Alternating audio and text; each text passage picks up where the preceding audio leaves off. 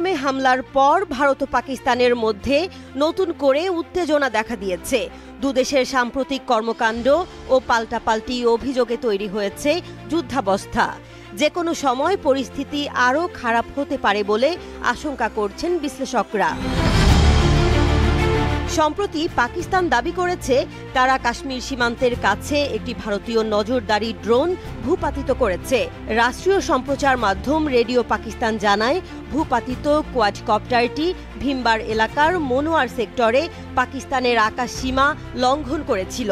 তবে ভারত সরকার এই দাবি নিয়ে এখনো কোনো প্রকাশ্যে মন্তব্য করেনি।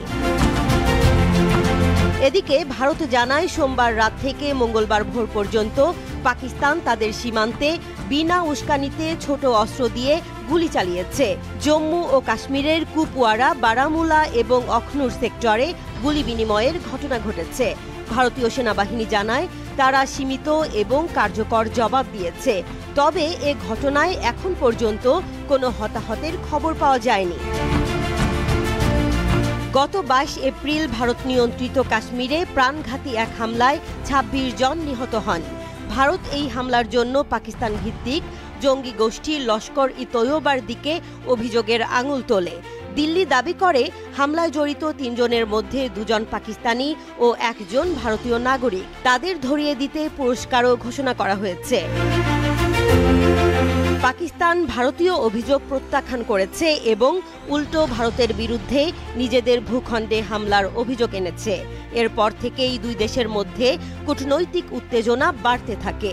একে অপরের নাগরিকদের দেশ ছাড়ার নির্দেশ, সীমান্ত বন্ধ এবং সেনা মোতায়েন সব মিলিয়ে পরিস্থিতি ক্রমশ উদ্বেগজনক দিকে ধাবিত হচ্ছে। এই প্রেক্ষাপটে জাতিসংঘ চীন, ইরান এবং সৌদি আরব উভয় পক্ষকে সংযম প্রদর্শনের আহ্বান জানিয়েছে। জাতিসংঘের পক্ষ থেকে সর্বোচ্চ সংযম বজায় রাখার অনুরোধ জানানো হয়েছে। চীন বলেছে, দক্ষিণ এশিয়ার শান্তি ও স্থিতিশীলতার জন্য ভারত পাকিস্তানের মধ্যে সহাবস্থান অত্যন্ত গুরুত্বপূর্ণ। চীনা পররাষ্ট্র মন্ত্রণালয়ের মুখপাত্র গুও জিয়াকুন বলেন, উভয় দেশই এই অঞ্চলের গুরুত্বপূর্ণ অংশীদার। তাদের মধ্যে শান্তিপূর্ণ সম্পর্ক স্থিতিশীলতা বজায় রাখতে সহায়তা করবে।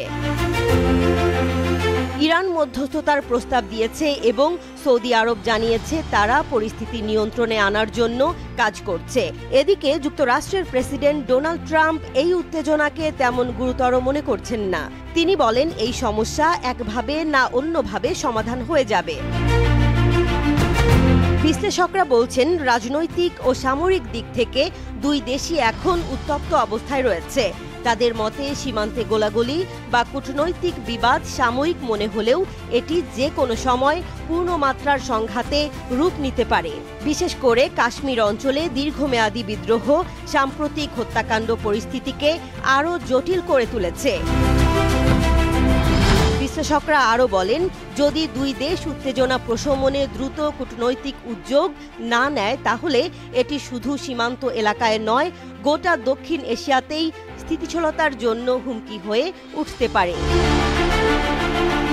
এই পরিস্থিতিতে আন্তর্জাতিক মহলের দায়িত্ব হয়ে দাঁড়িয়েছে দুই দেশকে আলোচনার টেবিলে বসাতে বাধ্য করা, নইলে পরিণতি হবে ভয়াবহ।